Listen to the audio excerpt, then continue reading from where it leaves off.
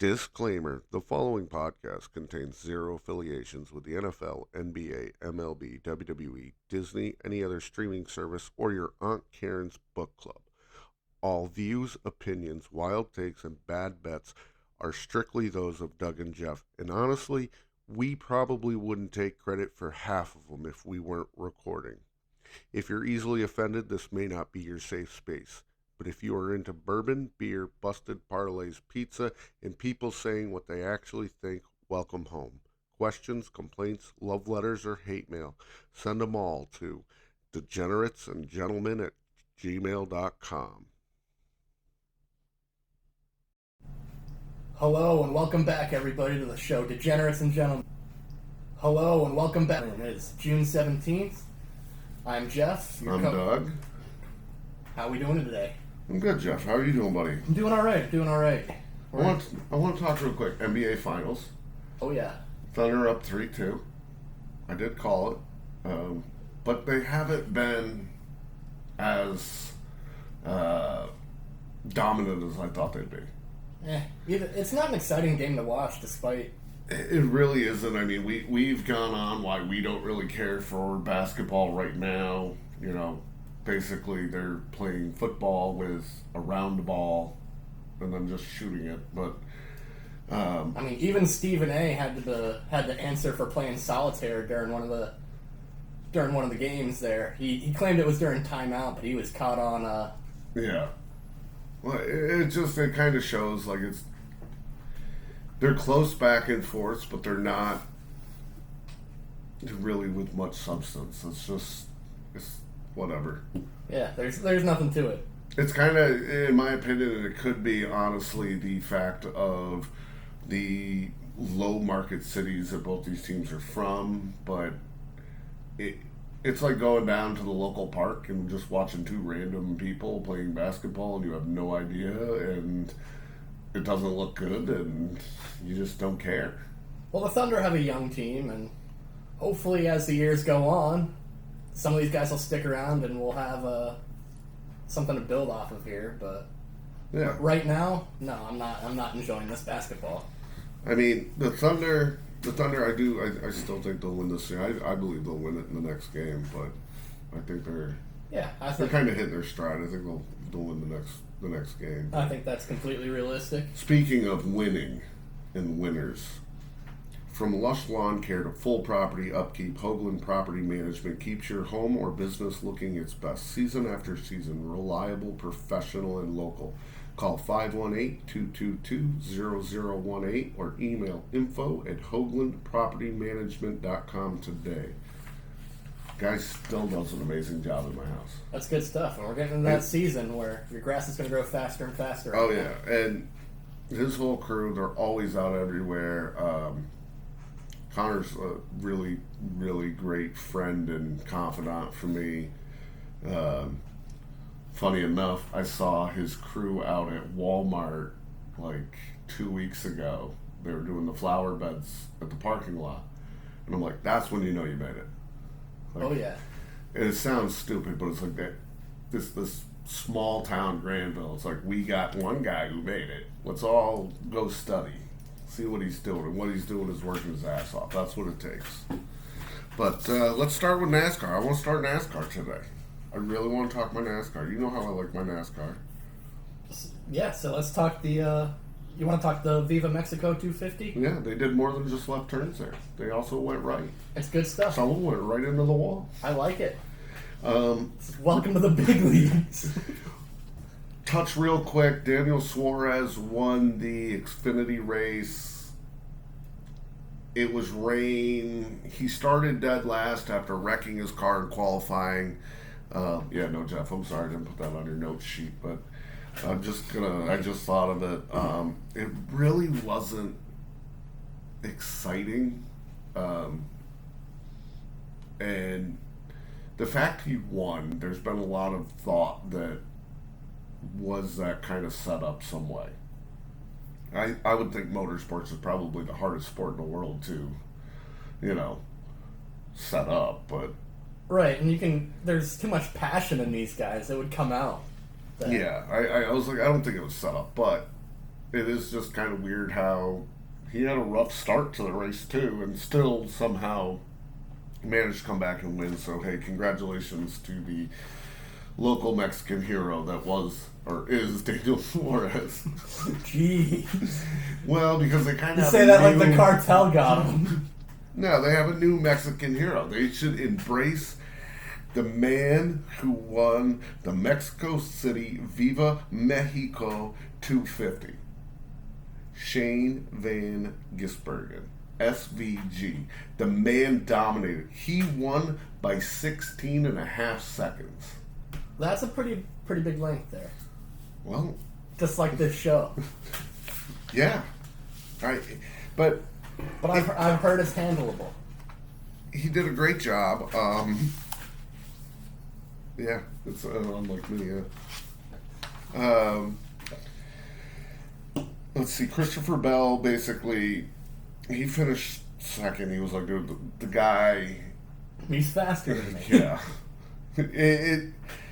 It just was a complete and utter dominance from him. I mean, he only led 60 of the 100 laps, but at the same time, they didn't have a lot of, there were 10 laps he wasn't leading because he pitted under green, and now he's racing his way back up, waiting for the cycle to come through, and poor Ty Gibbs. Yeah. That poor guy. He's still waiting for his first win. I think when he bursts that bubble, he's going to get many wins. I could you see think him. He's got to break that ice? Yeah, he's got to get through there at some point. He was actually leading SVG pitted, and it came down to SVG's pit stop, and then when Ty Gibbs pits, his pit stop.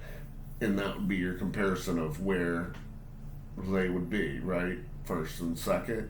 Well, what happened was everybody's like, SVG pitted. They're like, oh, he's going to come this lap. He didn't come. They're like, if a caution comes out, he's screwed. Caution came out. He went all the way back to like 16th or something.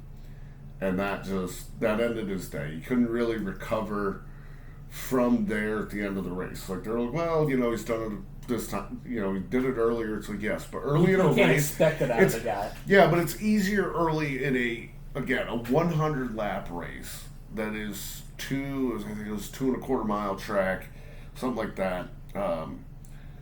Lap one, a smart racer is not going to race you too hard. Mm-hmm. But with 15 to go, you're not going to have an easier time getting by him. You can be faster, but he's not just going to let you go. Right. His job now is to go and get the best finish he can get. I can tell by the way you're talking about it that you feel he deserves his first win this season, but do you think he gets that first win this season? I thought he was going to get it last season. I don't believe people just deserve to deserve, but I do believe he has, on a couple of occasions this year, shown that he can be up there. He has the tools. It's just, at some point, he's got to also figure out, like, the driver mentality. A young Kyle Busch, the crew chiefs hated him. A lot of people didn't like the fact he was the next Dale Earnhardt at a very young age. Mm-hmm. In the sense of, like, Dale Earnhardt would come in and they'd be like, all right, we're taking 2. And he'd be like, no, I want 4 tires. And there is a clip of him on pit road. They gave him 2 tires. And he went and he was, I want 4. And he sat there and waited until they gave him 4. Yeah. It's because he knew better of the car because he's in it. Mm-hmm. And that's where I think Ty Gibbs, he's got to get past that part of his mentality is don't just listen to the guy in the box because, well, he gets paid to do the thinking. Yeah, well, a great race car driver can tell you exactly how to fix the car from inside the car. And he knows what he needs to get it over the finish line as quickly as possible today. Right. He should have probably made that call and pitted that next lap, or in my opinion, he should have pitted the same lap as SVG, but they kept holding him off as if he was somehow going to outrun on old tires and no gas. Completely the opposite of Jacob Fatu. All gas, no brakes. He was about to be all brakes, no gas. But it's like you as a driver have to understand the spot you're in at every moment of a race. And you have to look at it and then sit there and go, okay, the next time I have this opportunity, I'm going to do what's best for me and my team. I'm not going to let somebody else tell me. Right, but do you think that he has that awareness already? I do. I do. Mm-hmm. I think he is, because... And you think he's just playing the part and doing what he's told right now? I do. And the best and easiest way to put it is because when he wins his first race, a lot of people are going to say he only won it because of his grandfather. Because his grandfather owns the team. Mm. So it won't be looked at as, well, he won this race because he earned it. It's going to be, well, it's great. And that's what's going to be tough. But he has to just decide, I don't care what the hell you say about me. Because I'm going to win a bunch more. Because that's what happens. Winners win, and you can't care about what anybody else thinks. That's right. But there's another race to talk about. They're going to Pocono. Yeah, so Pocono this Sunday. It is the last race in the seeding for the Midsummer Challenge. Okay. I guess is what they're calling it. The top 32 drivers. Interestingly enough, okay, it was the top 32 drivers in points after Nashville, which was June 1st, become eligible. So the three races for qualifiers were Michigan, Mexico, and Pocono. Mm-hmm. Obviously, winning would help your seeding. Yes? Right? You would think. In those three races, you win one of those three races, you're going to look pretty good in your seeding, right? Right. SVG is out. Huh. He was not in the top 32 in points. Okay. When they started this. Right. So now he's out. That's so interesting. Right. I was like, okay. It'll be interesting. It's all this talk about winning's winning, and then yeah, like it's one of those. I think it looks great on paper. It is something they're doing that they created because of their new TV deal. Okay. So Amazon Prime, they wanted a big race. Right. They got Charlotte. They got the Coke 600. They still had to give Fox the Daytona 500. NBC gets the playoffs and championship race. Mm-hmm. TNT was like, well, what the fuck are we getting? Like everybody gets something cool. We want something cool. Yeah, because you're kind of getting into that part of the season that it's still great racing, but a lot of people aren't just going to come to watch anymore. You have to bring something. There's a lot of viewership you lose in the summer due to it being summer and people are outside and doing things. And right, and then you got to commit to not neglecting their family to watch a NASCAR race like I do. And people don't realize how hot it gets at those races. Oh, God, no. Like it's not the same as going to a baseball game in the summer. Oddly enough, I love NASCAR. I've never actually been to a race. And one of the reasons why was I was like 14 and I kept talking about how, oh, we can't wait until I'm old enough, I'm going to go to New Hampshire. Well, they used to run both New Hampshire races in the summer. One was early summer, one was late summer, and almost always,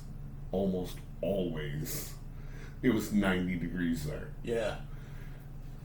You don't want to sit on a metal seat.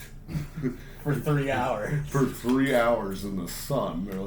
There was like one part of the track where if you get there by about half the race, you start to get shade. Yeah. But they're like the rest of it's just sun the whole time. I'm like, yeah, fuck that. And like those cars are gonna shake you on that freaking steaming hot seat. Yeah. Every single lap. So I was like, no. I've never been because of that kind of like I'm like, I'm not one. I'm too fat to sit out there and sweat like that. Uh-huh. And then also NASCAR has rules, so you can't bring your own beer. You know, oddly enough, it just irritates me. It's like, oh, you can bring your own beer, but you can never bring your own liquor. Because they realize what they're getting into if they have a bunch of people drinking bourbon before the race starts. It's going to be like a fight club in one side of the freaking race. Good. See? That's America. Screaming like an eagle going down the backstretch. It'll be interesting. I want to talk more about the bracket after it's made. Mm-hmm. And then I'll kind of give my pick of what I think. I do believe... I believe that you're looking at Larson, Hamlin, Christopher Bell, probably Joey Logano. If you can bet on this in-season challenge, I would say start. You want a safe bet? I'd say start there. That's where I'd go. Seems reasonable to me. Yeah, like I said, those four guys are a little bit more proven, and I mean, I'd like to see somebody, probably Kyle Busch. That's what I'd like to see, but somebody other than like, oh, we've had this many different guys win, and I'm like, all of them outside of two cars are the top three. Mm-hmm. So, JGR, Joe Gibbs Racing, Penske, and Hendrick Motorsports, basically, no matter who it was, have won races, right? Except for now, Ross Chastain won a race, and SVG, and that's Trackhouse. Gotcha. It was like, where the fuck is RCR? We know it ain't gonna be Austin Dillon. Sorry, Braden. Let's get into a little bit of sports food talk. Oh, yes. Yeah, I think every different thing has its own kind of beginning food, and then you can eat anything type deal, right? Like, Right. Everybody has their preferences. Pizza goes with everything. I'm not just saying that because I own a pizza place. I'm saying that because I own a pizza place. Not to be professional. Hit them with it. I believe for NASCAR, your true American foods, your burger, your hot dog, like oddly enough, nachos and cheese. That's what you're looking for NASCAR wise. Mm-hmm. Football, you're talking pizza, wings. What are we talking in hockey though? Does hockey have a more go-to food or whatever? I mean, I feel like there isn't truly a go-to because every rink is different and offers their own thing. But they're kind of the classics. Yeah. Like, same thing with nachos, like fried chicken, wings, that all fits in. Across Canada and some places northern U.S., if you can get a poutine from an ice rink, do it. Yeah. I would probably, yeah. But poutine is just amazing. It's great. French fries and gravy and just... It's like, if you happen to find yourself in a Canadian ice rink, get their poutine if it's there. If you accidentally go the wrong way and happen to find yourself in Canada, just find anywhere that serves it, and you will be like, holy shit. Yeah, it's delicious. Yeah, no, I would agree. What is your go-to, though? Like, you're sitting down, you're at home. Well, that's the thing. There's this difference between the stadium food and your at-home food. Right. So now you're at home. Are you ordering out?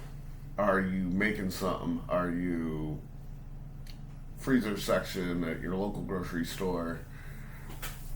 I want to do homemade nachos, but typically I like to do... I totally thought you were going to say, but I don't melt the cheese. Why would you think that? I don't know. There is a buffalo chicken dip. Yep. I think that's the way to go. Okay. I mean, I wouldn't eat it, but I don't like buffalo chicken. I'm just being honest. I'm being honest. But I'm not putting it down either because I do love food. I love food. Like, I may not like something, but when it comes to food, I respect what it can do. So, well, for me, it's thematic. I'm the Buffalo guy. I'm the Sabres guy. So, like, oddly enough, if I can watch NASCAR, I want my cheddar wursts. I want my burgers. I want something quick, easy, but I want to do it on my grill. But I'm only out there 5 minutes. I'm done. Yeah, it's quick and I easy. can cook like 8 burgers, feed the whole family. 5 minutes, I'm out. I can go sit down. I like my more traditional kind of stuff, even at home when it comes to that.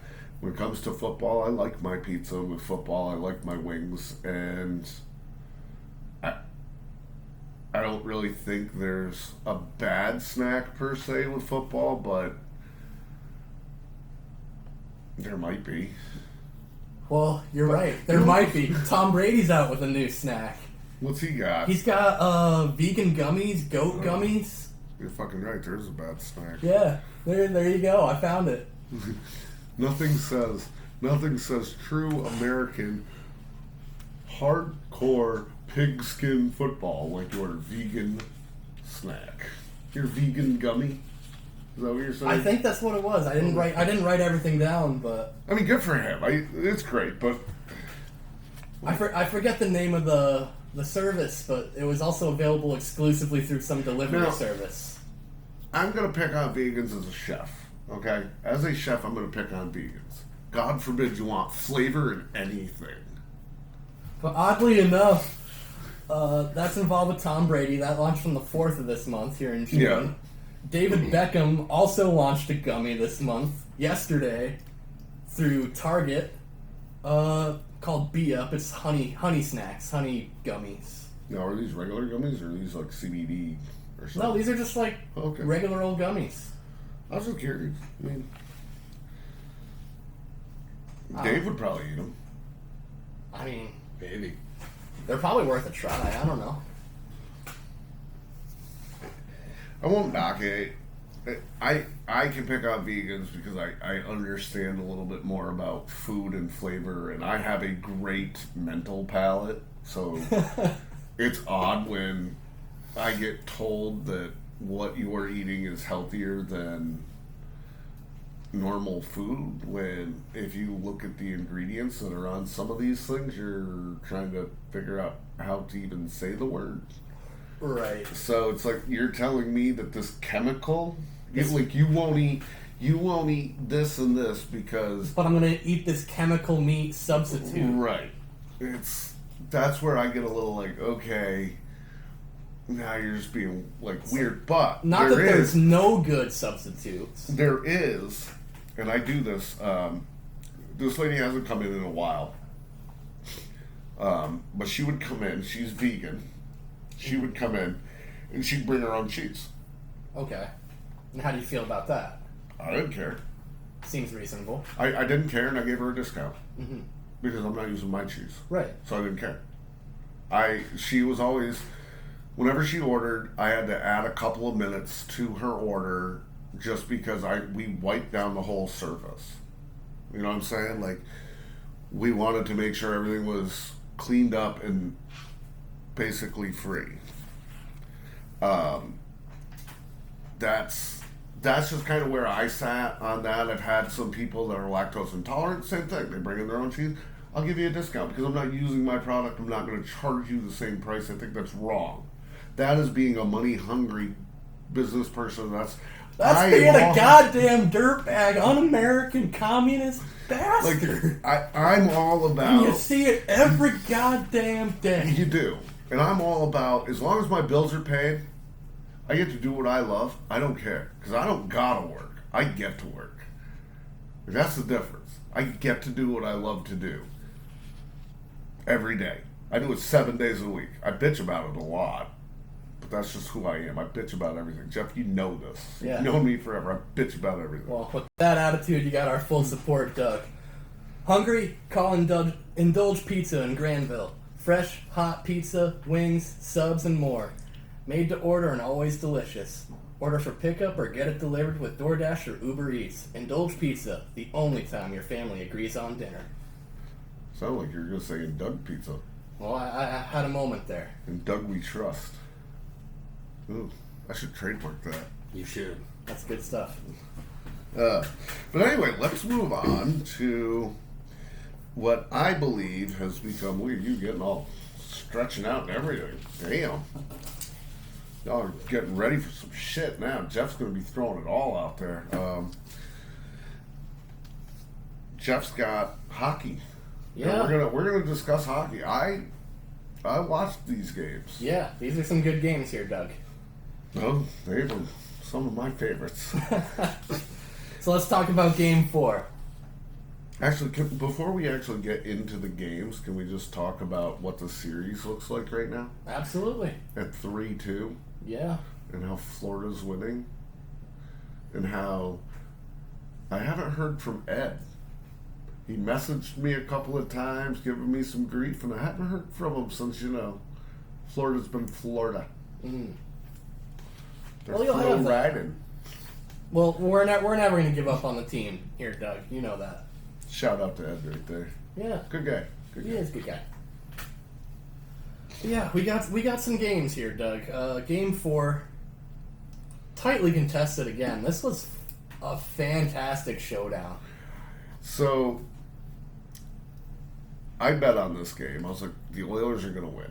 Right? Mm-hmm. And I was very adamant. I'd actually told you why I did it. I was playing NHL 98 as the Oilers. And, well, I was the Panthers, and I played the Oilers, and they beat me 2-1 in overtime. So I was like, you know what, fuck it. I threw my money on them. I'm very convinced they were going to win. I was before anyway. And you had messaged me about, are you watching the game? I'm like, no, I haven't. I said, are the Oilers winning? And you sent me a picture, and I was like, motherfucker. And what was it at that point? 3-0 It or was 2-0? 3-0 in the first period. Yeah, at the end of the like- first. I was like, well, there goes that $10. Like, I did not see this ass whooping. No, but you gotta believe till the very end. One period doesn't mean that you're done, you know? And I went back and watched it. That was this series at its core. And that was what you talked about last week with the fighting back and inching in and just constantly. They didn't stop. Right. There's tenacity being shown on this Edmonton team. And honest to God, it was the only time I'd seen, trying to, word it right. It's the only time I'd seen the Oilers play their game, no matter what. Right. They didn't defer from what they thought was a winning strategy. Right. Or at least it didn't seem like they did. It was a good game. That was a good game. Yeah, they stayed locked in. And another game to overtime. So Yeah. I think that's 3 out of 5 games here. Overtime decided. Like we've already said, this is an instant classic series. It really is. It's got it all right now. It's like you have the tightly contested games in overtime. You have the decisive victories for Florida, Yeah. and you have a little bit of scruff, a little bit of fighting. You got the comeback. Game 5, you got another 3-0 up, and then you have the betrayal of the fan, changing jerseys. How good was that? Like, I was gonna keep quiet about it, but then you sent me the video of it also. Oh, I sent you the video because I wholeheartedly thought that was the funniest thing I'd seen in quite a while. Yeah, Right. guy rips his Edmonton jersey off to reveal the Florida Panthers jersey underneath, and I'm like, and he waited until 3-0 to do it. Like, it was perfect. although me being the asshole who loves to be the asshole because it's funny. You're an asshole wrestling fan. You're about to say this is a work, isn't it? No. What I'm about to say is, I keep saying Florida's going to win, but you know what? You're about to switch it over. No, I'm not going to switch over. I'm going to say that I wouldn't mind if the Oilers win now, just in the sole fact of fuck that guy. You bandwagoning piece of crap!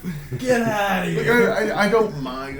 Cheer for whoever you want. Hey, great for both sides. I If figured he bought he a was jersey for both. I mean, I'm Yeah, glad he has that kind of money, but I figured he was a neutral party, and that's like probably had no Maple Leafs fan. no horse in this race type of thing. Maple Leafs fan. It feels like most of Canada is united with Edmonton right now. Even Calgary's with them. I wonder if that guy knew, like he was on TV at all. I feel he had to have known he had a shot at being on TV and Could clipped. be. And, yeah. He lost a bet. But yeah, fantastic games here. I mean, Game 5, that had a little bit of everything in it. Yeah. It didn't seem it again. It's one of It those, was like, another beatdown, though. It was, but it was another one of those, like, it was an early lead and then a great game. It's almost as if in the NFL I watched, I don't know, probably 15 years ago, I watched a game. I'm trying to remember who it was, but it was the Giants against somebody. Anyway, whoever they were playing scored a touchdown. Mm-hmm. Then Eli Manning went out and was Eli Manning and threw an interception. That went in for a touchdown. You're talking halfway through the first quarter, they're down 14-0. Okay. And it just, after that, it was a great game. This isn't the Super Bowl, is it? No, he wasn't ever great in the Super Bowl. What do you mean? Whoop fucking Tom Brady's ass. Oh my fucking God, that doesn't mean shit. The man, let's throw a It guy. meant everything to me that year, Doug. Let's listen. I was cheering for him when they beat the Patriots the first time. Yeah. But let's not sit there and say that Eli Manning single-handedly beat the New England Patriots when the team itself was 9-7, got it in the wild card, and then both times the man got to the Super Bowl, they were a wild card team with a 9-7 record due to their defense being good and their offense sucking ass. He should not be in the Hall of Fame. I wholeheartedly believe he should not be in the Hall of Fame. Sorry, I'm switching the subject. It's the only game that Tom played that year with fully inflated balls. But anyway, let's preview Game 6. Let's preview Game 6. Let's preview... Well, hold on. There was a technique that we got to put over because you've never believed in it until you saw it for the first time. Mm-hmm. The empty net goal, or the pulling your goalie to earn a goal. Yes. It's like I was hoping you'd forget about that, but yes. No, Edmonton was able to take a little control here, and like you said, they were playing their game. When they have a little bit of advantage, they really get to play their game. They play that possession hockey, and they pass it around until they get that shot on goal that's absolutely guaranteed. And these are high-level passes. And you don't... If you don't understand hockey, you don't understand what you're looking at when you watch this team. You want to understand it, go watch the Buffalo Sabres and watch how they pass. Rude. They make passing in hockey look easy. Right. Like, very easy. Because they don't turn over very much. Their turnovers usually come off of board slaps, stuff like that. But they don't turn over the pass. Which says a lot. Because it's kind of a lot easier to turn it over in the pass than it is anywhere else. Right. One of my favorites got the goal, Ryan Nugent-Hopkins, also known as Huge Nopkins. I mean, again, in hockey, I've never seen an empty netter work. Ever. Well, the pulling the goalie, you mean? Yeah, pulling the goalie and that having team that. And I'm like, I've never seen it work. I've said it on here, and then they did it, and I'm like, make it fucking liars. I hope Florida destroys you. You sons of bitches. But no, these were two really good games. I'm looking forward to Game 6 tonight. What do you think happens, Doug?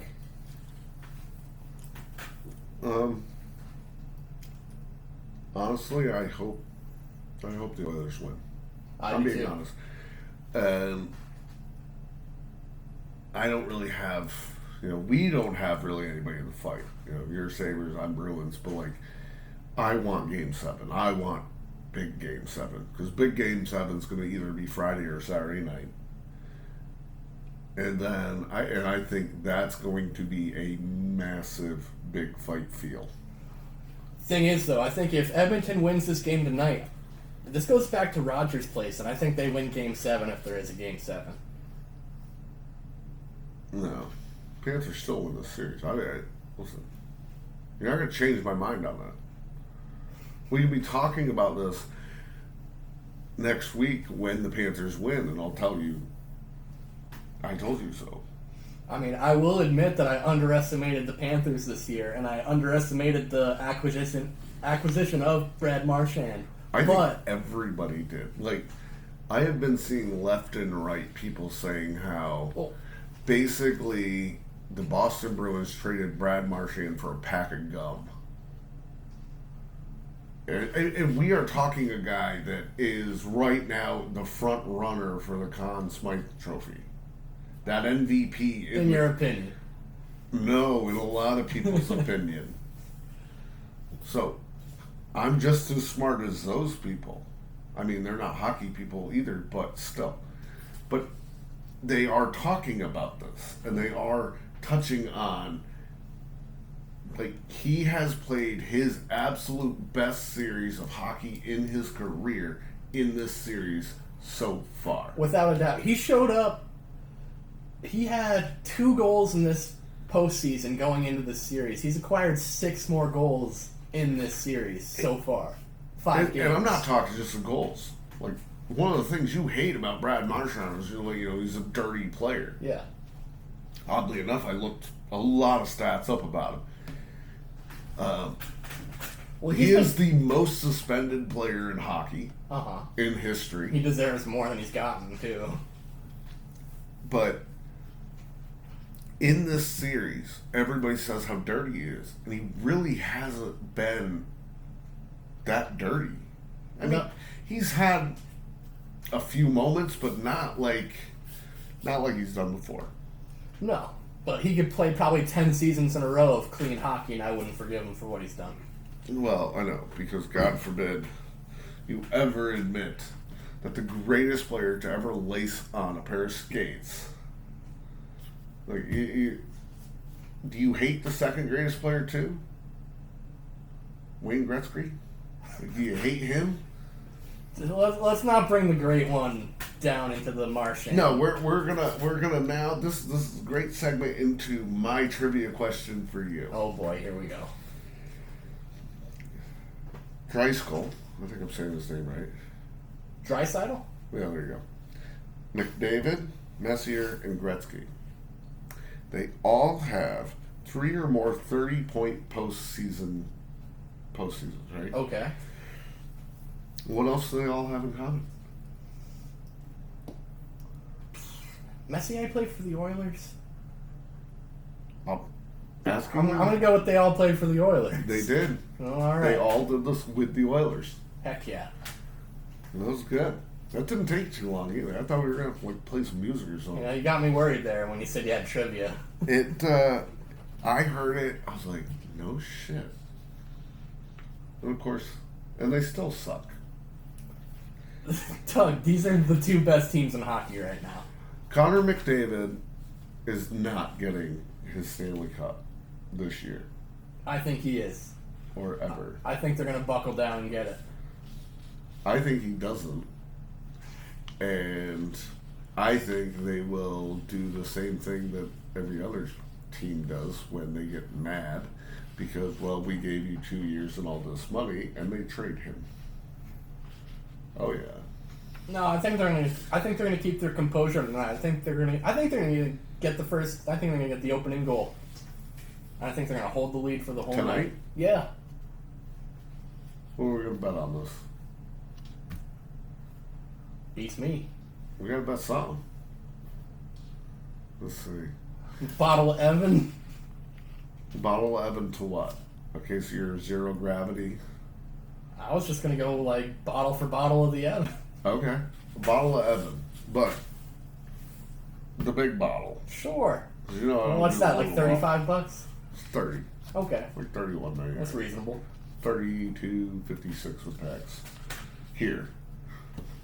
I shouldn't know that price so well, but I do. Hey, what can I say? What can I say? You fucking man over here. Yeah, I think they get the first. They get the first goal. Is that what we're betting, or are we betting they get the first goal and keep the lead the whole night? Well, let's go with the opening goal here. Okay, because that's what I wanted to do. I didn't want to bet. Let's not go crazy now. Opening goal to the Oilers. That's what I say. That's where my bottle lands. I'm writing it down so I don't forget. Oh yeah. But keep going. I think that wraps up what I got for the hockey. So let's get into the wrestling. All right, wrestling. So last week I sat here. I praised how all of a sudden we were on an upswing. Yeah, it looked good. It was coming off great. some okay shows. We had a decent SmackDown. We had a great Money in the Bank. We had a really good Monday Night Raw that I can now say was a great Monday Night Raw compared to the debacle and the garbage in which they fed me yesterday that gets a 1.9 on my scale. Oof. It was bad. Here's what I got from it, okay? I couldn't even watch the whole thing. That's not good, because you usually make it all the way through. Yeah. I got tired of it. I'm like... Well, did you have it on during service here at the restaurant? No, actually last night I worked at the stand, so I couldn't watch it until this morning. So it's Gotcha. like, okay, very little distraction now, because I only had a few things I had to do up in my office, so it's like, I should be able to watch this. Yeah. I just didn't buy in. I mean, they start out with Liv Morgan and Dom coming out. Mm-hmm. Why? Why? Like, how fucking hard is it to start out with a wrestling match first? They haven't done that in a long time. I know. Or, at least come out and have some substance to something. Like, Liv Morgan out there just so you can bring out Io Sky. It's like, bring out Io Sky and have Liv Morgan interrupt her. That would have been better. I agree. The fucking trash you gave me. I mean, listen. Degenerates and gentlemen at gmail.com. The and is spelled out A-N-D. It is not that frickin' symbol looking thing. The okay? ampersand, Doug. Sure. Whomever is listening to this podcast and keeps trying to make it better, email me. I'll give you my personal phone number and we can talk. I don't want credit for this. I just don't want to watch shit. That's it. Yeah. We'll set it right. We'll give you a script. We'll I give will you a just complete... give you the idea of where we should be going. You tell me what you're thinking you're doing, and we'll give you an outline of how to actually do it. I am telling you right now, by the end of this fucking year, we're going to see Viagra on a pole again with Vince Russo. It's going to be ridiculous. Yeah. Judy Bagwell is going to be trying to get Buff Bagwell back into the WWE, so she's going to be doing another Judy Bagwell on the forklift. Like, are we going to have an elderly woman give birth to a hand? that was at least entertaining. Might be a foot this time. Brand new A foot would be something, huh? No, it just, you gave me a weekend of greatness, capped it off with a great Monday night, and then just the following Monday you were like, all done. Never again. And I'm tired of hearing we don't have John Cena, we didn't have CM Punk, we didn't have this. You have like 100 freaking people that are your quote unquote talent. Mm-hmm. If they cannot perform, then send them the fuck home. Yeah. If they need to make adjustments to the roster, then do it. Like, yeah, just stop sitting there and blaming a bad show on the fact you don't have these. Before John Cena was John Cena, he was a nobody. yeah. He just made people listen. CM Punk was the same. So figure that part out. Stop sitting there and force feeding me garbage and then kind of go, well, we didn't know what to do. It's like you have plenty of guys who are on the way up with momentum. You have Seth Rollins, who's been on the show for, I don't know. Pick up this Dom Finn Balor feud. Like, something. It was going well for a few weeks, and then all of a sudden last night, really wasn't much of anything. Yeah. You got a little bit out of that AJ Styles match. Yeah, but going for the pin, it kind of looked like he was giving Dom the finger as he held up his hand, waving it. Like, I had a double take on that one. It's just, they're not presenting it well. No, and then Goldberg comes out. Oh, good God. Goldberg. The crowd loved it. They loved the entrance. They loved chanting Goldberg. But that's... First off, Gunther, when his music hit, like the first 5 seconds of his music, you know what it sounds like? Daniel Bryan. A little bit. So, because it's a dun dun, and I'm like, I like perked up. I was like, oh shit. No shit. And then it was not Daniel Bryan, and I was like, well, whatever. You know. Goldberg comes out. Goldberg looks like a deadbeat dad who showed up a day late to get his Father's Day gift. Yeah. From Dominic. Right. He looked like he was there to get his Father's Day gift and was all mad because he didn't get it, because he couldn't come on Father's Day because he was out back finger blasting Is fucking that chick from Hooters over by the dumpster. Like, it just... Are they selling that t-shirt that says Goldberg on it? Because that looks like dog shit. Oh, probably. Like I said, I remember Stone Cold Steve Austin in an interview talking about his So t-shirts. you asked me, I know what makes a badass t-shirt. It's like you need the black and you need the skulls and you need this and that. You know what's funny? Like, This was the hope I had in wrestling, right? This was the hope I had in wrestling. When we were doing the production sheet, right? I pretty much, I typed in a whole lot of this week. Yeah. On Saturday. No, Sunday. I don't know. It doesn't fucking matter what day. But before Monday Night Raw, I had put on there Wrestling's Last Stand on the show. Mm-hmm. Because we're basically going to breeze through it at this point. There's no point in wasting any of our time on nothing. No, this is not a show worth diving into most weeks. Right.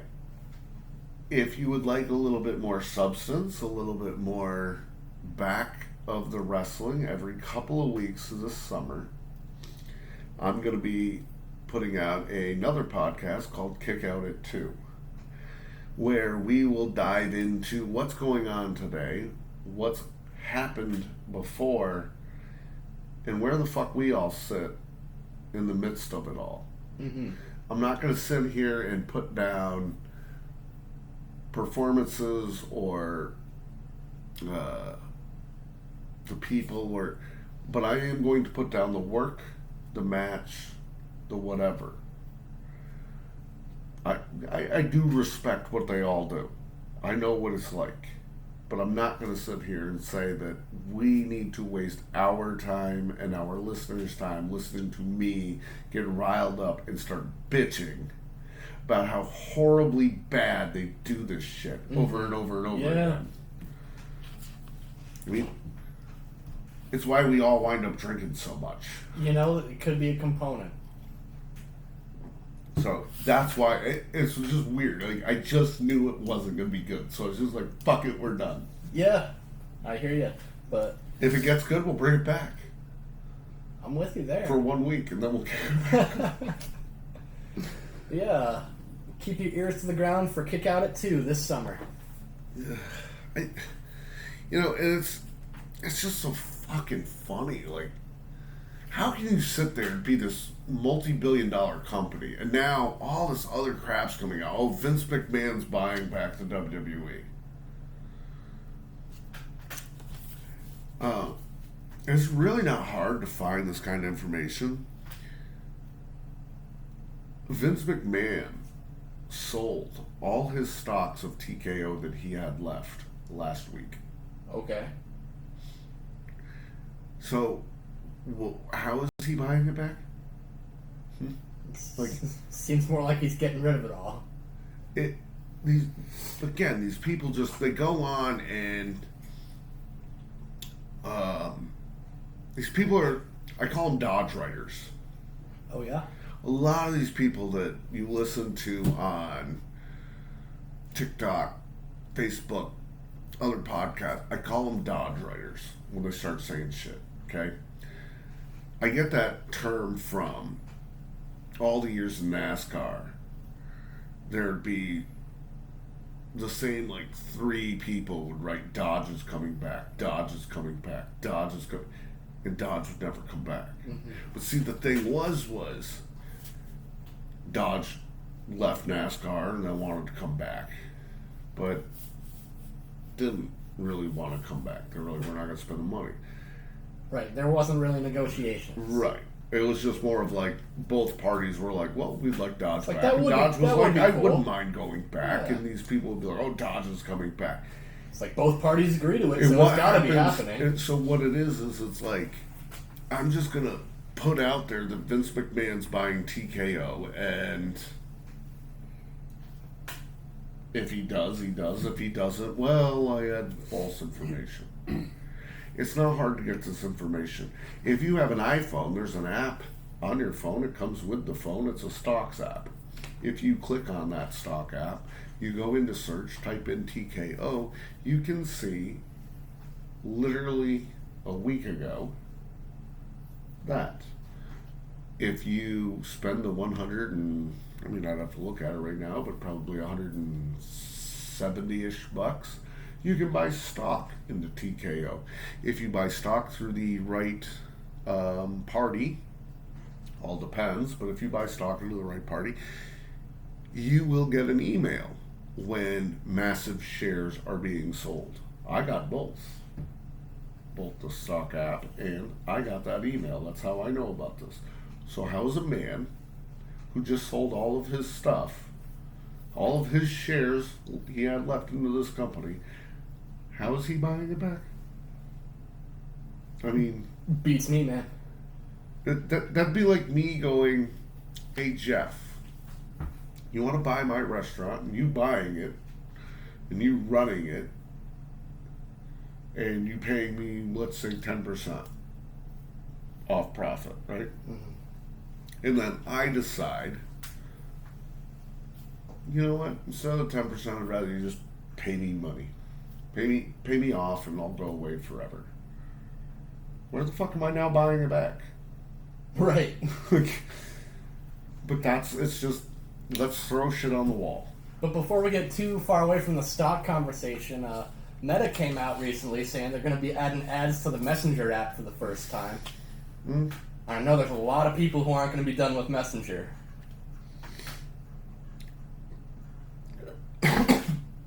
Sorry. Quite all right. Who cares? We are an ad-filled society. I'm just saying, if you got a few extra dollars, maybe a few, Here, a little let piece me- of Meta might not be a bad idea right now. Yeah, well, Meta's also not cheap, and fuck that. Sorry. Not a big like, I love Facebook and all, but I'm like, I don't know. I should have bought it years ago, not listen to that guy when it was $19 when they first rolled out. But oh, no. Did I buy it when it went down to $12? No. Now look where it sits. It gets cut every time it hits $300. Mm. I'd be sitting on like 40 shares if I'd have just bought 10. Yeah. 10 at $12, $120. But oh no, Let's not beat ourselves up on what could be. well, why not? That's the best part. We don't want to be the depressing show, do we? Yeah. MLB's going strong. Boston's been putting the whooping on the Yankees lately.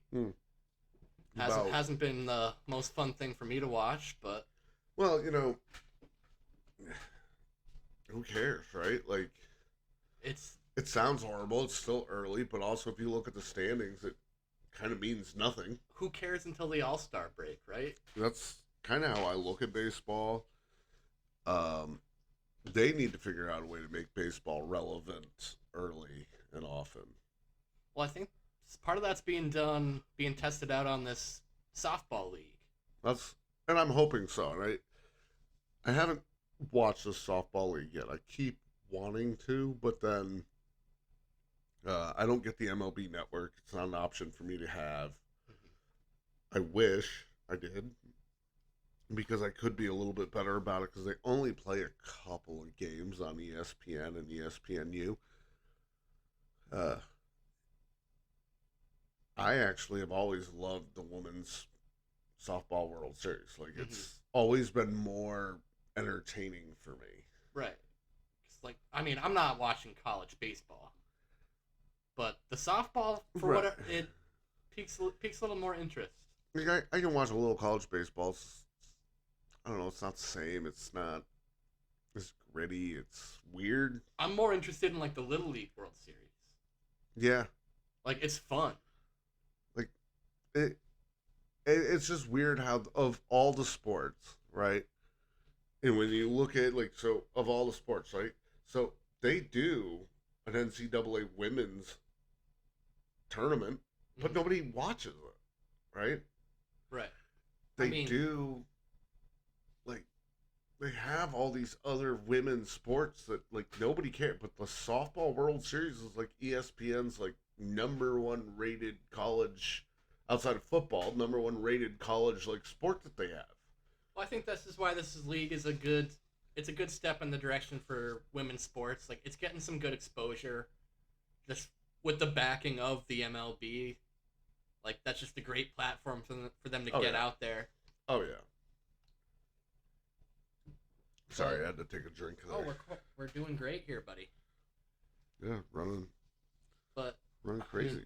they're playing rapid fire games here. They're about week and a half, 2 weeks in. They're through 6 games of 24. So this is going to be over fairly quickly, and then they're going to be into their all star stuff. Yeah. It like I said, and I think baseball would benefit from a shorter season. I think so too. I think if they were looking to condense it and go, how can we condense it? You condense it from April 1st to bring it to May 15th and then kind of shorten the last half of the season a little bit. You go from all right, we're playing until mid September, play until mid August. Mm. Have your World Series October 1st start date. How many games do you think in that regular season? Honestly, 100. Okay. Well, you're taking 64 games out, but I really believe that. I mean, I think you could get away with removing more. Oh, you could. It falls on the line like NASCAR's longest season, technically, by a weekly basis of all the of sports. And NASCAR could benefit from cutting back from 36 races to 28. Right.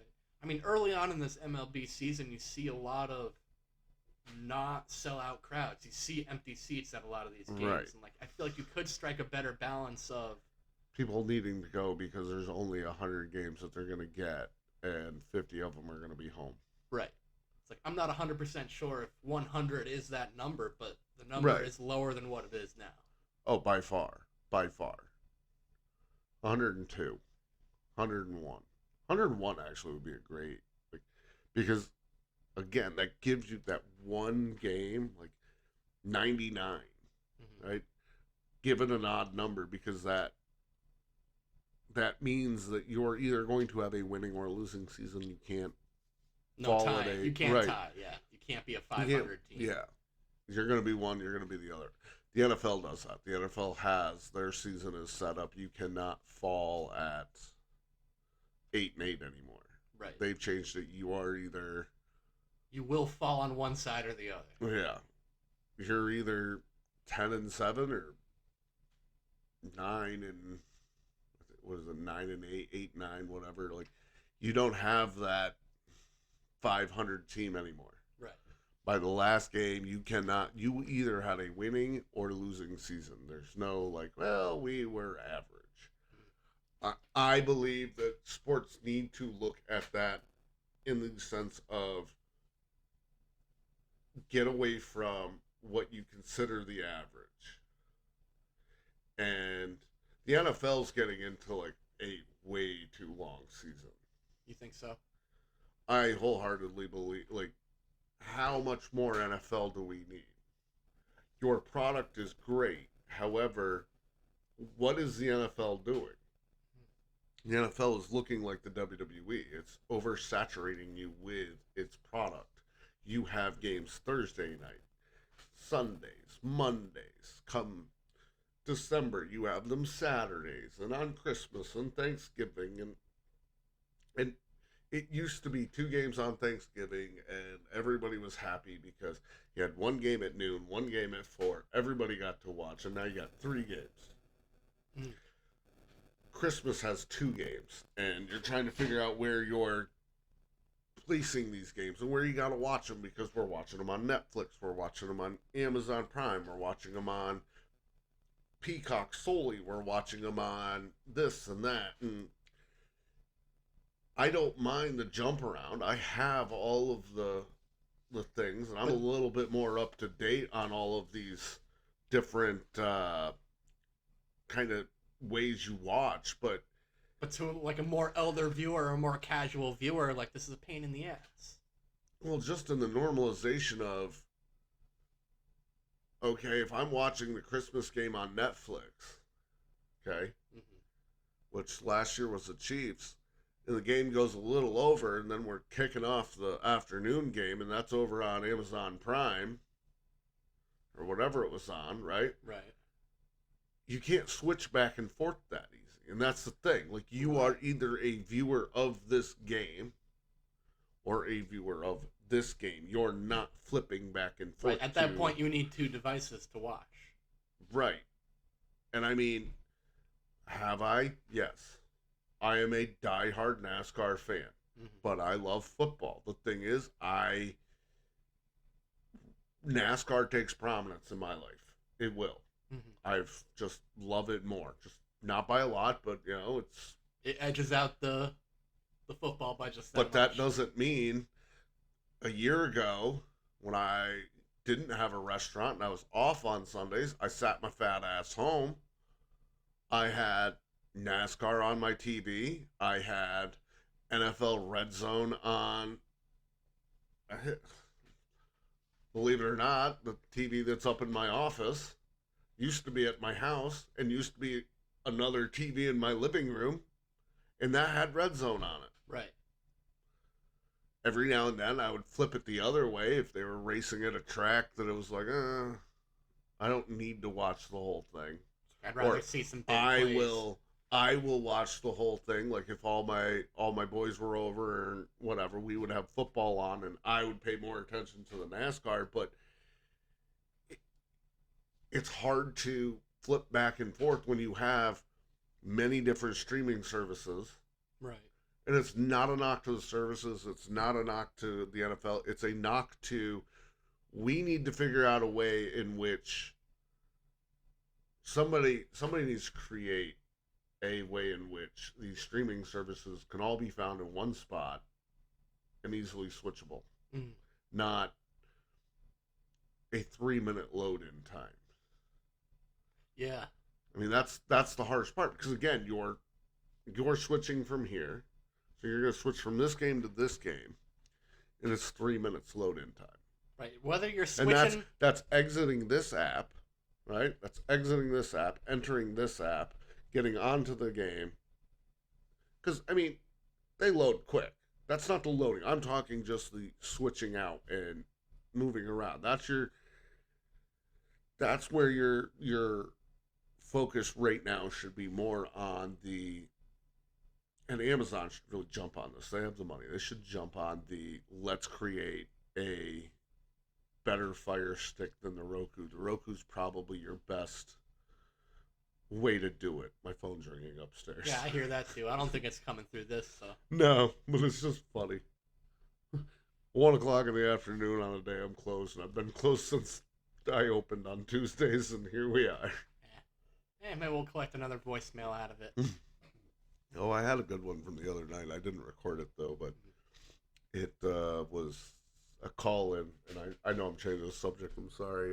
It was a call in at 2 a.m. And you can just hear these two like drunks kind of talking in the background. Like you really can't make out anything that's being said. Oh, that's great. But I was like, okay, and it's like 5 minutes. It's a duration of however long you can do that recording, and I only got a little ways through it. And I'm like, I don't know what the hell's going on. Like, it just sounded weird, and That's good stuff. We've delved in and out of the NFL talk, but let's talk a little bit of fantasy because I know that this is your kind of your thing. so yes, I love fantasy. I created a fantasy league that I'm the commissioner of. That you and Dave are both joining this year. Mm-hmm. Maybe we can Um, get some of these degenerates in on it too. you know what? Um, if they can email, Degenerates and gentlemen at gmail.com. yeah, send in your email. Send in why you should be added. Oh, this is we're I'll legit add them to my league. It's the GFFL, Granville Fantasy Football League. That's what I named it. okay. I am the commissioner. I don't really care what people do. I approve every trade when it comes in because it's not my problem that my now 10-year-old son is Giving away all his good players to your... yeah to get crap. I tried to help him, and I was like, you know what? I don't care anymore. I don't care. Whatever happens, happens. Exactly. Have fun.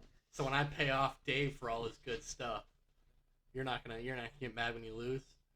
No, because I also know what division you're going to be in, so it won't matter. Oh, okay, okay. So, because again, uh, just we take it very seriously in the group, like in this league. A win means something because number one, I've been playing fantasy football since 2007. Mm-hmm. And since I started playing in 2007, I have 12 titles and have only missed the playoffs in any league I've ever been in. And I just started my own league once. I've always done very well. I do well because this is a math game. Mm-hmm. And although you may look at me thinking I'm struggling, I see numbers totally different than most people. Oh, I bet you do. I understand them a little bit. You just got a little bit of a different understanding, is all. That's right. I look at numbers and know that they're not going to lie, and the more information you give me, the better I feel. I love information. I am just I absolutely love knowledge and learning everything I could possibly learn. And one of the things you can learn when you're doing fantasy football is if you know jack shit about football, okay? My wife is in my fantasy league. She actually won the first year. Mm-hmm. Okay. How do you feel about that? Well, to be quite honest, it pissed me off because after she won, did she thank me for giving her Travis Kelsey so that she had a tight end and quarterback combo? No. Did she appreciate? Did she give you anything in that No, trade? I actually gave her a really I gave her Kelsey for nothing because I wasn't using him, and You felt bad for how she had picked, or... no, I felt like she could use the boost. Hmm. There was a lot of moves being made the first season we did it, and she wasn't understanding what was going on. So it was like early October. I gave her Kelsey, and she just didn't look back. And it wasn't like, oh, well, yeah, I know you did that. Like it was like I helped her at the beginning, and that's how quickly you can learn. And I'll tell you, you will learn very quickly if you go on every day and just look at the crap that they give you. Hmm. Right? You have your numbers in front of you. You can look at these numbers over here. And all you got to do is go, yeah, I guess probably better here. Right. And take everything you listen to. I listen to like 3 different fantasy football podcasts. And you take everything you hear from that and make your own opinion. Don't use their opinion, make your own. Form that opinion of your own based on the numbers in which you have. Because I will tell you, when you are looking at, uh, let's see,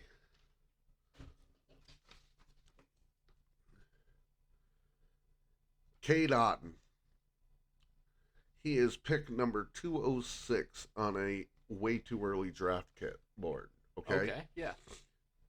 He's with Tampa Bay. You know how many times they're going to mention his name this season on a podcast about fantasy football?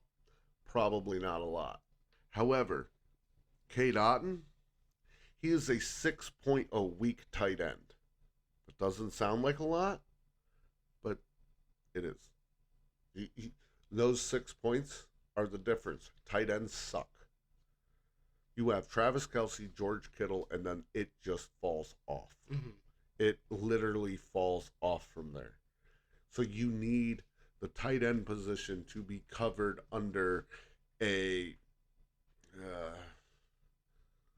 a production value. You need a guy who can get 2 catches for 20 yards. That's 4 points. Yeah. That is 4 points. That's what you are looking for. You need to break down your team, look at an average of this is how many points I want, assign those points based on those numbers, and that's how I won my very first year in fantasy football. I looked at my team, and the team in which I drafted, I went 0-3 with. Mm. I looked at that team and figured out what wasn't performing, and pretty much I dropped everybody but Peyton Manning. Okay. By the end of that season, because I was dumb enough to make a T-shirt that had my fantasy football team on it and thought I was cool and whatever. I was young and dumb and full of cum, Oh, as they say.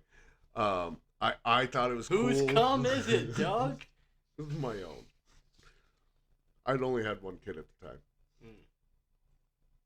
Well, let's get into your top picks, because it looks like the highest value guys here are pretty much all wide receivers and running backs. Yes. So, don't draft a quarterback in the first round. The exception to that rule could be a Patrick Mahomes late in the first round, or Lamar Jackson. Mm-hmm. But if you have an early pick, don't burn it. There's good stuff out there. There's better choices. You're going to be in a league, so right now it's a league of 10, okay? When it comes to quarterbacks, there's your elite 6, your next 6, and then the rest. Mm-hmm. So that gives you 12 quarterbacks. 12 good ones. 12 legit quarterbacks, right? That's all you got to know. So you can look and go, okay, I want this guy or this guy, but draft everything else you need before it, because it's PPR. That's points per reception. Mm-hmm.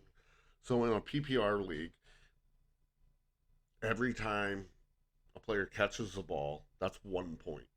Mm-hmm. Then their yards. Right. So in every 10 yards is another point. Okay. Touchdowns are 6. Then there's bonus points, like if you catch a 30 or 40-yard touchdown pass. Okay. I think that pays another 5 bonus points or whatever, right? Okay. But there's small little things like that, but you're looking like Jamar Chase is number 1.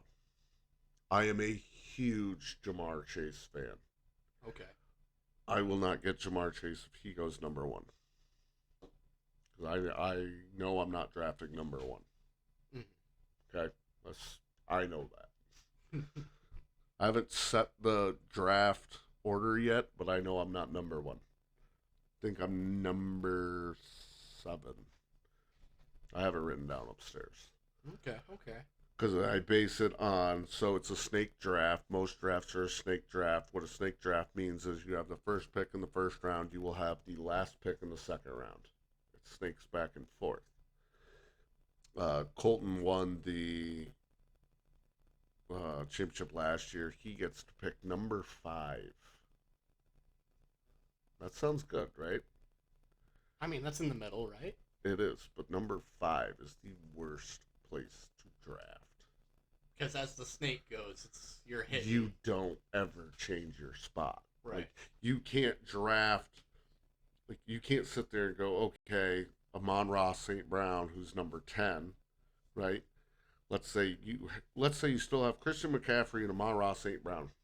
You have the 9 and 10 picks. If you're picking 10, you get both those guys on a snake. Right. But if you're picking 5, it doesn't change. You're always the 5th pick of every round, and as it goes on, it just gets worse. Right. Entering every round, the thing gets shaken up before You you have pick. to take the best pick. Like, because again, you have the guys behind you getting better picks, and the guys in front of you getting better picks every time it flops. Yeah. You'll get a great pick in the first round. Okay? But that's fine. But by the third round, when it starts to really mean the team you're building, Yeah. you're not getting that pick. Yeah. You are taking the best guy you can get your hands on. Mm-hmm. Like, you don't get to go, Right, you're scrambling. You're like, okay, it's a tight end this time. I didn't want a tight end, but this is what I got. Right. So, Jamar Chase, wide receiver, Cincinnati Bengals. Absolutely love him. I had him, T. Higgins, the hell's the other guy? I had the running back. Can't think of his name right now.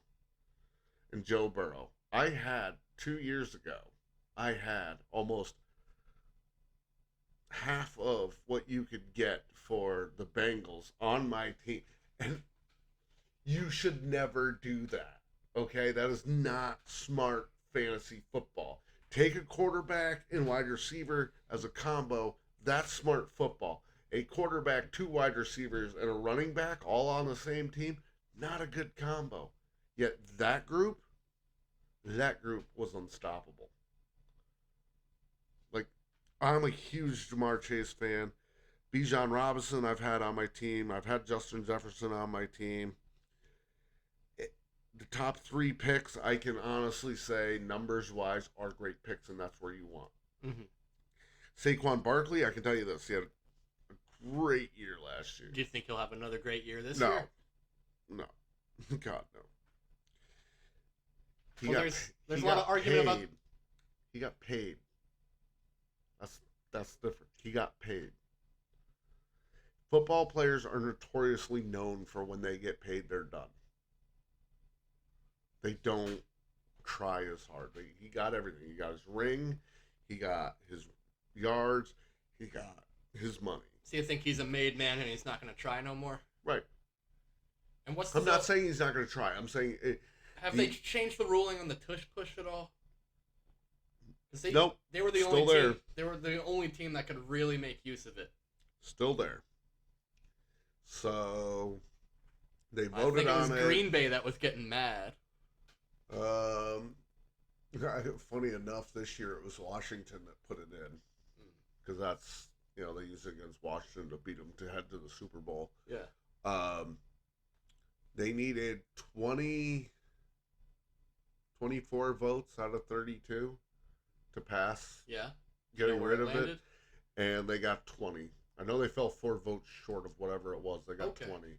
There were a couple of teams that everybody thought, like, yep, they're definitely, and I believe the Cowboys were one of the teams. Yeah, I think it was the Cowboys that were like, no. Well, what if you're on the losing end of the fucking standings? You get half a vote. Like, they sent Jason Kelsey, who was the center. Yeah.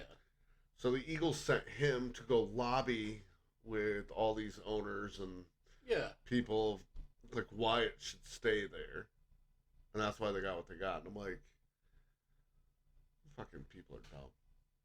I mean, what's the issue with the play? The issue with the play is because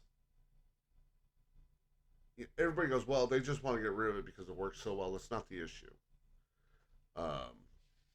The issue with the play is that, like, you can't, as a defender, you can't jump the line. Right. Right? So years ago, you used to be able to jump the line. Like you could use a defender and jump over the line. Okay. Can't do that anymore. This play is effective because you also have to have a certain distance and spacing as a defense on every play. So it's the rules protecting the offense that make this play effective. Right. Um, yeah, it's a basic thing, if you will. It's just it's so well drawn up because well, these other teams can't do it. These other teams can't do it because they practice it twice, maybe a week. Philadelphia sets like a whole week aside to make sure they get it right. And the tush push isn't there again. They've gotten 4 yards out of it by accident. It's not ever, it wasn't created for uh 4 yards. It was created for uh like a yard most. Yeah, it's like 3 feet. Like it was not created. It's just sometimes similar so to like a fullback effective. run. Right. Sometimes it's so effective. What gets me is there is a way to defend it. Okay. Every NFL team wants to defend this tush push. All they gotta do is go get yourself a couple of 375-pound guys that are just massive dudes, right? For the line. And when you're sitting there and you have a half-yard gain, you can go, oh, they're doing the tush push. Bring out the fat asses. Bring out the refrigerator, yeah. Yeah. Like, that's how you would stop it. But they don't. They it's almost like I see the tush push and I'm sitting there going, how did you not know that was coming? They had a half a yard. Like, they almost legitimately set themselves up 3 times a game to do it. Right. And you're like, how the fuck do you not see this coming? I think they do see it coming. They just get nervous because they're like, okay, here comes the Philadelphia tush push. They're going to do it pretty good. And then they do it pretty good. It works, but again, like I said, it's one of those things that the only way the NFL will ever ban it is if somebody ever gets severely hurt, and that play isn't designed for anything like that. Right. It's actually remarkably safe. Yeah. And like I said, it's more about, and why it works, it's a gap-filling thing. Right. It's not there to gain you 5 yards. It's there to gain you a half yard to a yard. Yeah, maybe 1.5. Right. Philadelphia used it in the championship game like 3 times and scored touchdowns with it. But it's like, you all knew it was coming. So you should have just let them score the touchdown. But you didn't. Or slammed them with a safety right at the... What you did was you stopped them a half a yard short. The clock kept running, and you lost a minute of time based on bad football education. You know they're going to do it. You know you can't stop it. Let them score. Yeah. Let them score. Let them so score that in you as get the time as ball. possible. Yeah. You get the ball back, and now you have the opportunity with more time, not less time. But it's just that mentality of, oh no, we can stop them. You know, it's the bend don't break. What they need. Sometimes bending means let them score. That doesn't mean they broke. That means you know you can come back and score and tie it back up, but they just it's retreating at the right time to keep yourself strong enough for your counter. I do it in Madden. I'll do it in Madden. My kids hate when I do it. If we get close, like if we're close in the game and we're down in the 4th quarter, I don't want the ball with 6 minutes to go. I want the ball with 2 minutes to go, down by 7. Right. Because I do my best under pressure right there. Like that is where I live. So I will let them score. Like, I'll make them earn it a little bit, but they get to the 40-yard line, I'm like, fuck it, go. Get it. Have fun. because I'm about to show you what it looks like to actually kick your ass. Not that I do it anymore, though. My brother used to beat me in games to 100 in NFL Street. I remember. This is how. This is why I don't get Father's Day presents. Okay. Well, I take that back. So Dylan got me a Father's Day gift. He got me a. Well, he's a hard-working man. Yeah, that's right. He's a good boy. He brings it up to me. He goes, "Oh, I got you a Father's Day gift. Happy Father's Day." I was like, "Oh, thanks." He's like, "It's a whiskey smoking kit." I was like, "Dude, you don't smoke it. You drink it." He goes, "Well, if you could, you'd inject it." I was like, "Yeah, that's true." But anyway, I mean, we could get you an IV, probably. I'm liking that idea. I'm liking that idea. So he hands me this kit. It's got the little wood chips. You set it on top of your cup. You light the wood chips. Yeah. You put this thing on top, and the smoke goes down in. That sounds pretty cool. It is cool. It's like, yeah, that's cool. Right?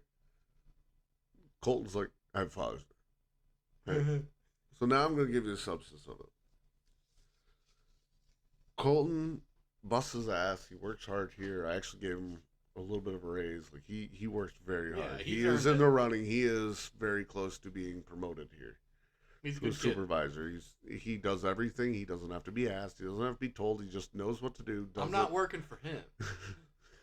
So he doesn't get me anything, right? Yeah. And here's why. I'm not one of those dads that goes out and loses a pickup game of basketball to my kids. No.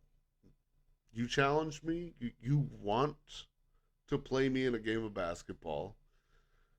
And now you're crying. Well, then get better at it. I'm sorry I'm bigger and better at it than you. It's like, well, he's 5. Well, then maybe he should have been smarter and not challenged me. I don't know what to tell you. Yeah, I'm learning to not hold back. My 8-year-old nephew was talking smack at the dinner table over a basketball game that you took the dive on.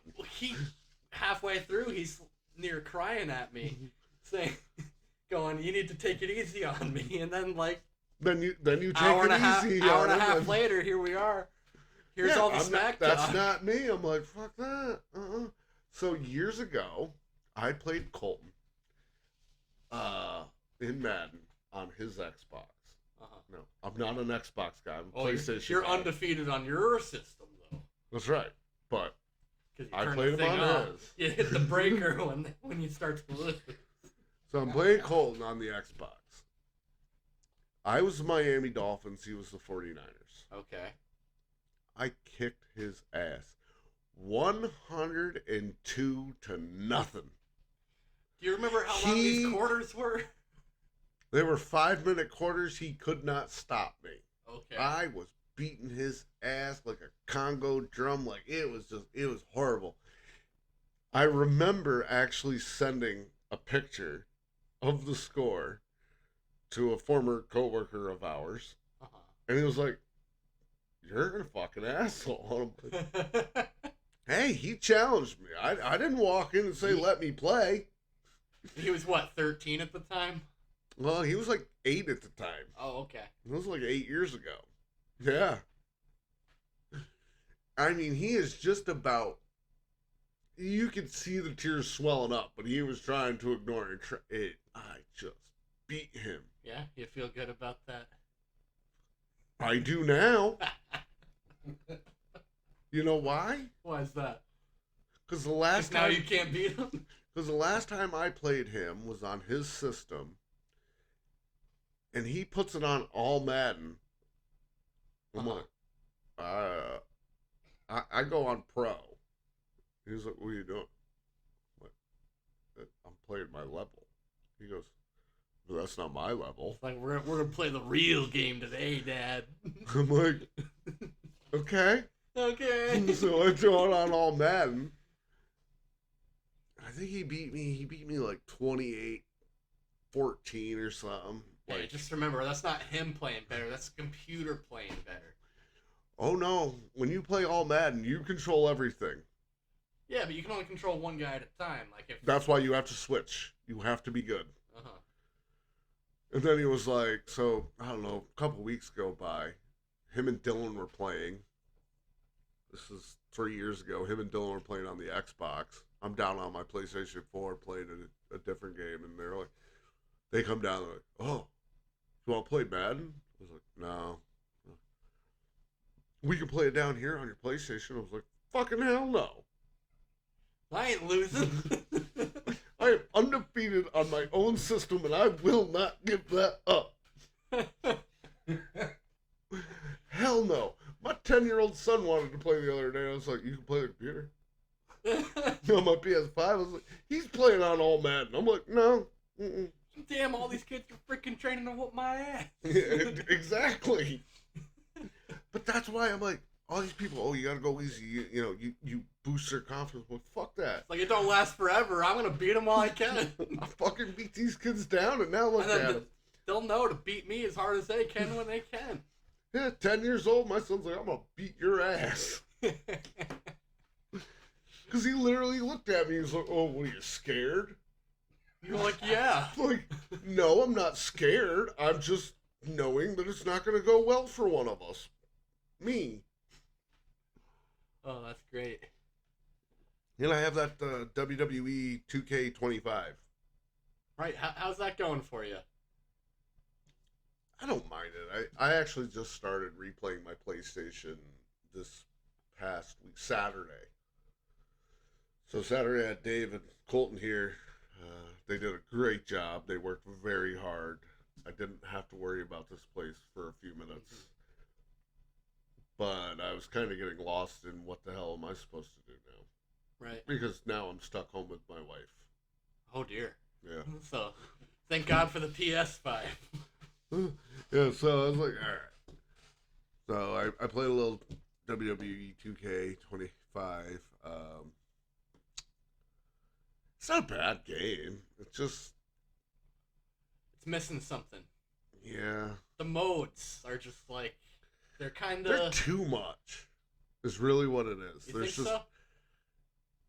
too much. It's I think there's just, it's lacking depth everywhere.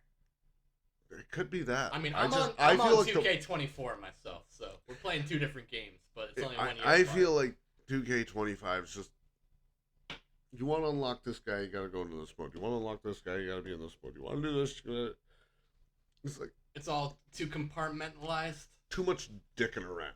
Yeah. I mean, You just want to get down to it.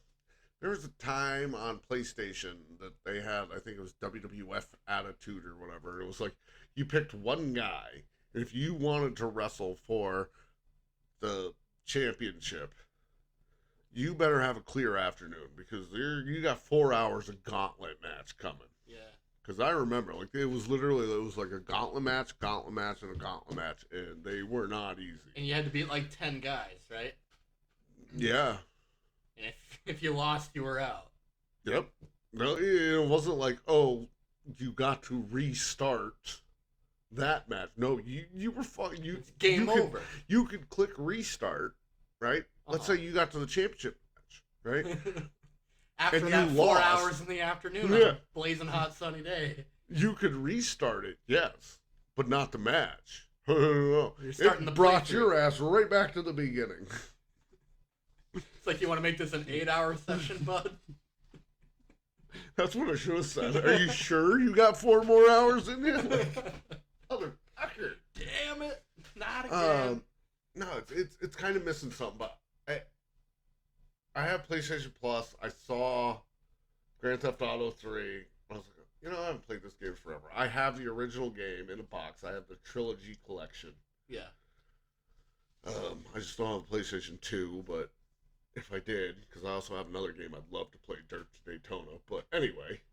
Well, I'm glad we're delving a little bit into video games here. What's your favorite Grand Theft Auto in the entire series? The entire series, 4. I agree. 4. Then it's weird for me. It goes 4, 3, 5, then San Andreas. Really? Not a San Andreas fan. I'm not a 5 guy at all. 5 for me is real low. Like, they do a lot of different things. They tacked on a lot, like put in the tennis and the freaking all these different things. Like the driving's okay, the shooting's okay, but like there's not a single thing that it does great. Five became the community, in my opinion. It became you can now go online, play with all these people. And get shot with an orbital weapon. Yeah. The idea of it's cool, but they needed to back down some of the online stuff. Mm-hmm. To like, because it was kind of like you can go live through this character online.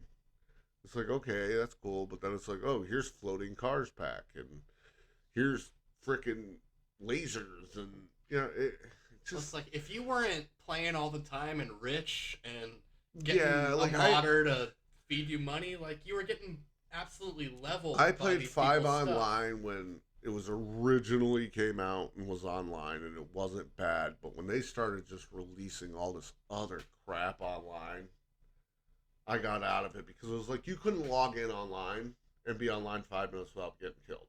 Right. I'm like, that's just supposed to be fun. Right, you're just getting gunned down by people who are absolutely just spending a crap ton of money for their arsenal is absolutely outrageous compared to yours. Right. 3, I love 3. I grew up with 3. 3 was like that was the first one I had. Yeah.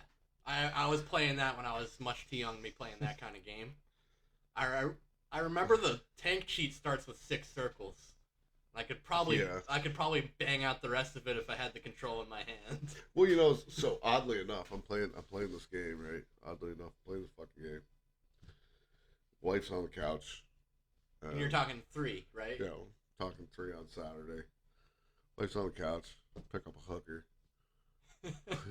I haven't been playing this game. Like, you have to do the first 2 missions, and then you're kind of cut loose. Yeah. Yeah. Steal a car. Pick up a hooker. I just drive to the spot. Uh-huh.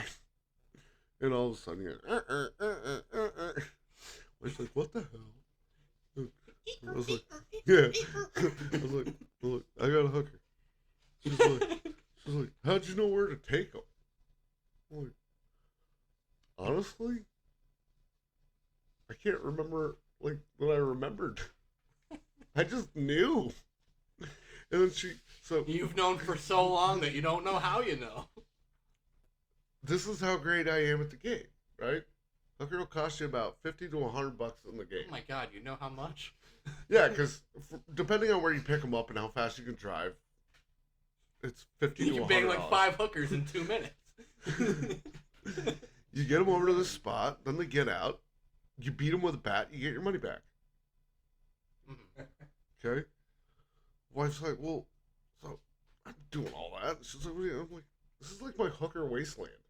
Like, when I was a kid, this is what I did all the time. Now, I remember being invited over to my friend's house for the weekend. He's like, oh yeah, bring your Xbox 360. It'll be awesome. And like, his mom was like, all right, I'm just going to like take a look at the games you brought just in case. Fucking she was like, before she even looked at him, it's like, I know that Grand Theft Auto is all about like beating hookers, and I was like, that's not how I play the game, but fucking A. They go so far out of their way to be as controversial as possible and include all this stuff in the game that, yeah, it's like, yeah, this is going to get separated out real quick. I'm going to get judged. Grand Theft Auto 4. Dylan was probably like, I don't know, 5. Yeah. So he's on my PlayStation. It's my PlayStation 3. Uh-huh. He's on my PlayStation. He's playing Grand Theft Auto. His mother didn't really care too much. She didn't know the game. Like, but she was shooting, but she was like, whatever. He plays Call of Duty, right? I mean, everything I've heard from her makes her an A+ parent. So. Yeah. So Dylan says to her one day, he goes, how do I get to the shoe store? And this is in 4. This is in 4. Where you can buy some clothes and stuff.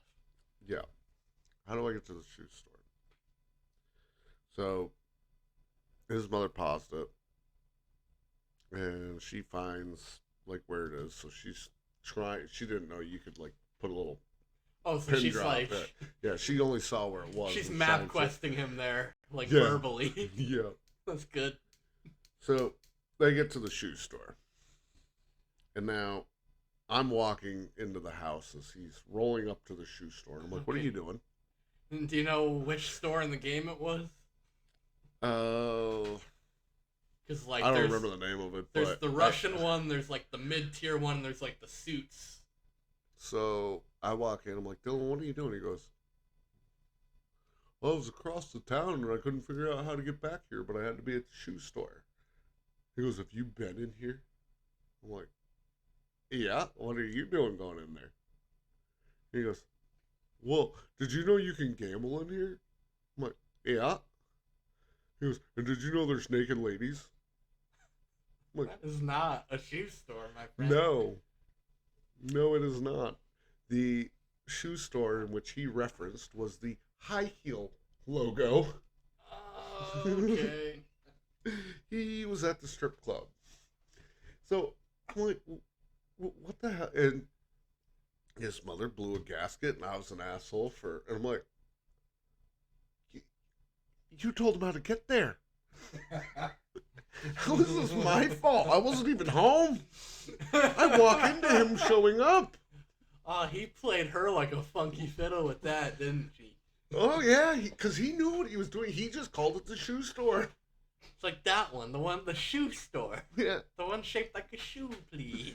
I'm like, oh my god. I couldn't believe it. Oh, that's freaking beautiful. That is greatness right That there. is a Those are the degenerate moments. defining moment right there. That's right. I love that. Next week we'll get into one of my degenerate defining moments. I'll make sure to mark it on our board. Okay. Yeah, no. I mean, of all your games you've ever played, I mean, and I know NHL 94, NHL 98, you are a little sore with and you don't like anymore, but of everything else, what do you like? Oh, geez, that's a tough one. I have a hard time picking a favorite anything, but NHL 14 stands out. That one was always good. Yeah. Red Dead Redemption 2 stood out. That was a good game. And Oh my god, that was so much. Like, I liked the first one. But oh my god, that second one was fucking amazing. Yeah, I mean, you always have to set aside like at least 3 hours to really dive into it. But you know that was the best and worst part of that game. Yeah, because you're like, fuck it, I got an hour. You're like, not to play that game. And then you're sitting there and you're like, fuck, I ain't done. That's why work was calling me. You're like, I ain't late. Yeah, you're like, fuck, I've only been on this 2 hours. No, like the whole day would get away from you. Like, I got the day off. Yeah. You're like, I'm up a little early. I'll start with a little video game before everyone's up. And before you know it, like, I haven't eaten lunch yet. Holy crap. And they're going, it's dinner time. But no, I really enjoyed that one. Yeah, I love that game. Mine is, I say it all the time, is Dirt to Daytona. Mm. In my opinion, that was the best NASCAR game they ever put out. Heat 4 was great, but it was not Dirt to Daytona. Have you played Dirt Rally? Yes. That's some good stuff. Oh, yeah.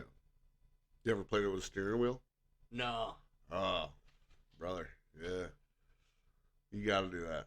Okay. I'm telling you, you get it if you're playing racing. I can't even handle playing it in full on manual with the Xbox control. Oh, it'll actually be easier manual. You can drive a manual car. I probably could get it across. Get town. a slap shifter. I mean, the way get like the slap shifter steering wheel, because then that way you're not reaching over, right? The way I play right now is but the way I play right now is with the control with sequential manual, where you don't have to press a clutch in; you just kind of hit one button. That's the same thing. Okay. It'd be the same thing, and you don't technically have to press the clutch in unless you play it on like veteran or whatever they call their hard mode. Well, I ain't playing it on little bitch mode, Ed or Dougie. Damn. No, I play all my racing games on veteran. but I love it. I will tell you though, get ready for an upper body workout Oh yeah, you're gonna be because you are whipping, and you don't go cheap on a wheel. If you're buying a racing wheel, like if you actually do, don't spend the $70. You will regret spending $70 because you will you won't break it, but you'll fuck it up with the way you're kind of going back. Get Yeah. one of the ones that resist and have. I'm telling you because But what was moving my thumb half an inch to the left is now gonna be wheeling my freaking two arms yeah. hand over hand like 3 times. But I'm telling you, you will get an experience in it that then you will have a far bigger respect for anybody that does it. Rally racing is absolutely. I love rally racing too. I used to have go kart, and they had this walking trail when I lived in Dorset. If you go over onto Peach Street from where you are, Yeah. there's a little walking trail. There's like a river you walk down to it, and then there's walking trails. When they were building those walking trails, I had my go kart, Oh boy. and I used to do it like 4 o'clock in the afternoon because they were all done down there.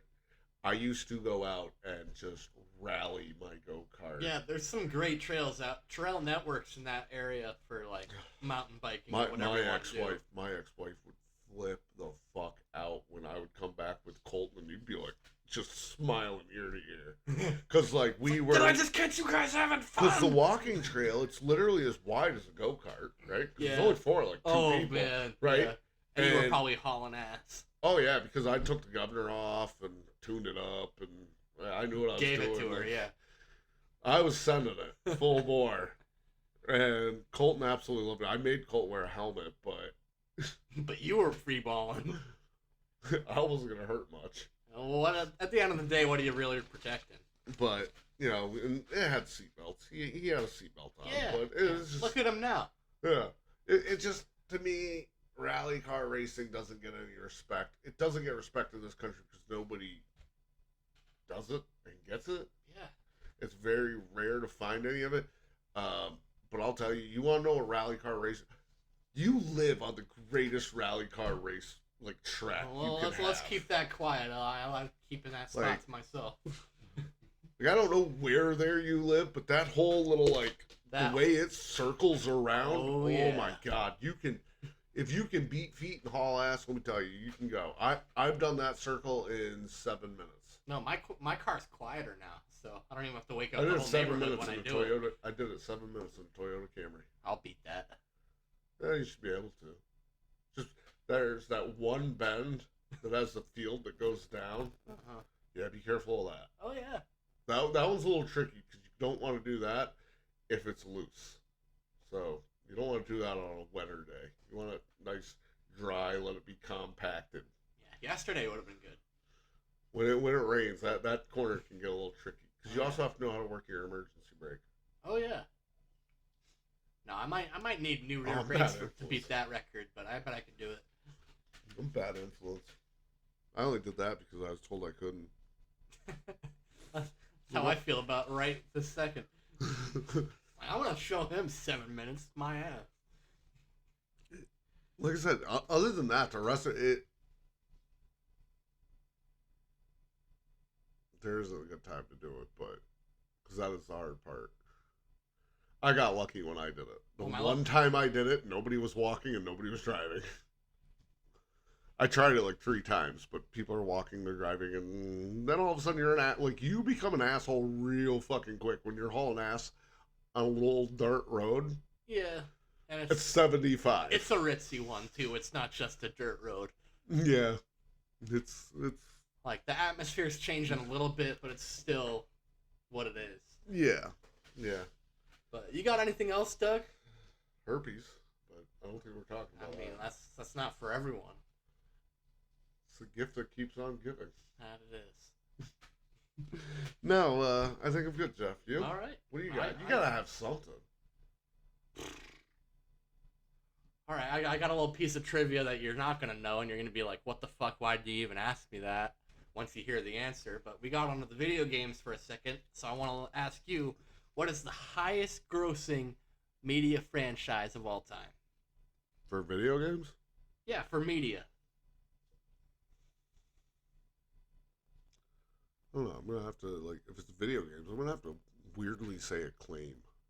Acclaim? I don't even know what that is. Huh. Oh God, he just made me feel really old. Yeah, me too. Like, holy shit. What That was was that like- a Dreamcast or? No. That was Is it Nintendo, gaming Super Nintendo, Sega. Okay. They made like all the old wrestling games that were on Sega, Sega Dreamcast, Super Nintendo, Nintendo, Gotcha. Game Boy. They were back then. They were the modern day. They were that era's EA Sports. They were Gotcha. everything. Okay.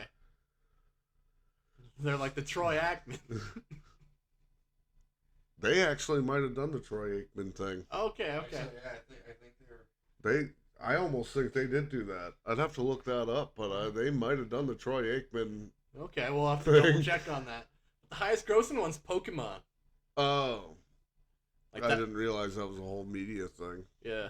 I'm not fucking surprised. Like that beats out everything from like Harry Potter and the fucking Marvel stuff to fucking Star Wars. Like Well, should. if you put all the Disney stuff together and all the stuff they've bought out, that'll probably beat it. Mhm. It's like I'm not surprised. Pokemon started in the early 90s. Yeah, like I'm not a Pokemon fan. I know you're not. You judged me years ago when I said I was. I did, and I shouldn't have. Because it is as what I it got is. as I got older, I realized I'm not a Pokemon fan, but I'm not a fan because I don't understand it. Yeah. And that's all it is. Like, I don't understand it. Like, I tried to do that Pokemon Go thing. It was just... It was fucking asinine. Even as a fan, I was like, that's not the thing that should be popular out of everything they've done. Like... And I get it. Whatever. I don't understand how you play the original game. So, kind of hard for me to understand any of the rest of it. And I hated the fucking cartoon. Oh, yeah. That cartoon was so horrible. Like, there are select episodes of it that I could enjoy, but, like, the bulk of it was just, like, harsh on the ears. To me, that watching that cartoon would be like, watching and listening to that cartoon would be like watching and listening to gay porn. That's an It's interesting just comparison. not for me. Just, it's like, it's popular. There's... People are into it, but I'm not. Yeah. That's funny. I But told no, you. but- I told you. I'm on a fucking mark today, bro. But no, between TV show, video games, movies, card game, that's your highest grossing media franchise. Yeah. So just another reason we should have finished them off. All right, Jeff. I got nothing else. You? All right, I think let's just say goodbye to the people. All right. Goodbye, people. We'll catch you next time. Or we won't. Maybe you'll catch us. Or catch something from us. Jeff, stay away from the girls.